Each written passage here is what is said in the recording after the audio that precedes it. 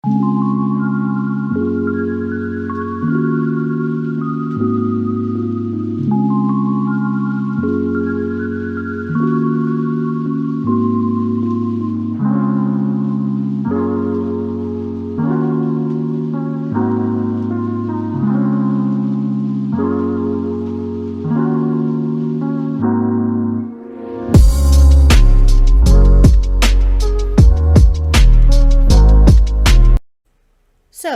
it's been a while.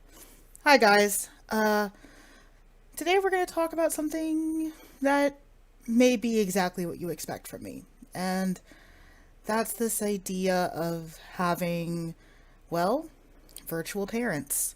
For those of you who are new to this channel or new to me and my content, I joined the Tony Stark Academy for High Functioning Disaster Orphans when I was 20 years old.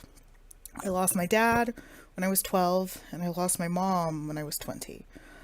And the world really isn't used to that kind of thing. Losing your parents young is not a reality that the world is really prepared to face, even though it is increasingly a reality for people due to incarceration, gun violence, drugs, but we're not here to talk about all of that. What we're here to talk about is virtual parents and the implications of that with being an orphan. I started playing Animal Crossing recently, if the content over on my blog hasn't been a sign enough. And with that has come a lot of letters from Mom. Mom acknowledged my birthday. Mom sends things. She's glad to know that I have a nice and happy home on an island far away, named after a demonic owl in which the bisexual pride flag is raised at full mast, as if it is in fact the emblem of a person who is clearly dealing with their trauma in an appropriate way. The problem is that my mom has not sent me a birthday gift since I was 19 years old. And there's a strange ludonarrative dissonance to the fact that I'm still receiving gifts from a mother that only exists in a series of binary code. It's comforting in a way as much as it is heartbreaking and sad. And this is not a feeling that has been new to me. A lot of video games center around you having, at very least, a mom. Sometimes a mom and a dad. And I didn't really notice this as being narratively dissonant until I started having characters that looked more and more like me. I may have mentioned before, but Pokemon X and Y was really a game changer for me because for the first time, I got to have a little brown character rolling around as if it was me in the Pokemon world. It wasn't just me having a white simulacra of the decisions that I would made. I could more easily self-insert into this game for once. That meant that when I was presented with a mom that looked shockingly like me, it was almost heartbreaking. This was, of course, only a few years removed from my actual mother's passing. But yet, here is Mom checking in. Mom always giving me a place to come home to. Mom occasionally being sure that she cheers me on as I continue to dominate other people's pets with my pet. There is always Mom. It's even more strange when in the games where you have a dad as well, but dad is somewhere off working, which is something kind of similar to how I felt as a kid when the denial was still present and I could pretend that father was somewhere that wasn't in the cold, wet ground. It's really strange watching all of these virtual parents, all of these virtual, loving, supporting parental figures, because the video game industry and the world doesn't know how to confront a story like mine, where my parents did not go off into that good sweet night when I was well adjusted into my adult years, but were taken tragically and quickly by illness when I was too young to process it.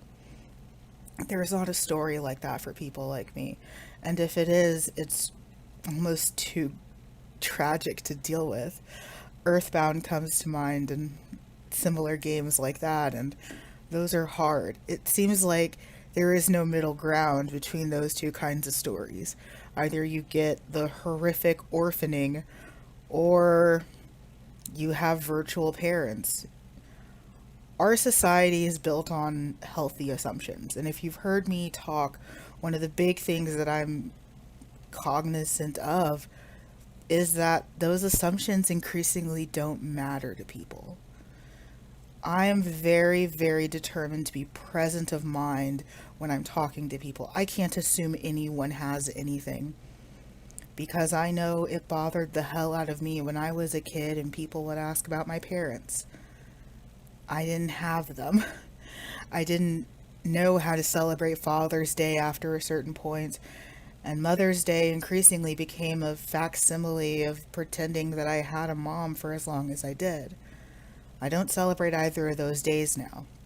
Not that I'm not happy to acknowledge it for the people that I know that do celebrate it, but as for myself, especially since both of my parents are buried so far away, it's just another day for me. It's actually a little bit disappointing and triggering when people say, "Oh, I hope your mom had a great Mother's Day." I hope she did too. I'm just not there to celebrate it with her. So I continue to take comfort in these strange, usually off-scene digital parents that are protective and caring and always know when to send me gifts, don't forget my birthdays, and are always cheering me on. I guess it's as good as I'll get, considering that my parents are not currently available to fill in that role. Comment below if you have any experience with this kind of strange phenomena with virtual parents or even virtual siblings. That's another one that I might save for another video. Being an only child, I'm very not used to the idea of, oh, and here are your virtual siblings. I just don't know how to react to any of that. So hopefully you guys stick around. I have a lot of cool things coming up that I'm excited to share with you. And thank you as always for sticking with me. Like, comment, and subscribe, and I'll see you guys in the next video.